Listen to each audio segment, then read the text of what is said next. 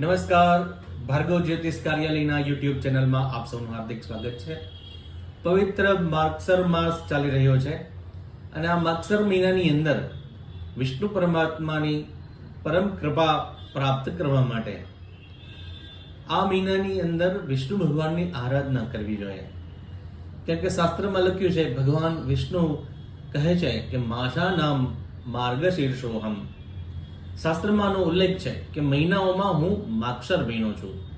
તો ભગવાનનો મહિનો ચાલી રહ્યો છે, તો આ મહિનાની અંદર વિષ્ણુ પરમાત્માની કૃપા પ્રાપ્ત કરવા માટે વિષ્ણુ સહસ્ત્રનું નામ રોજ કરવું જોઈએ, વિષ્ણુ સહસ્ત્રના પાઠ રોજ કરવા જોઈએ.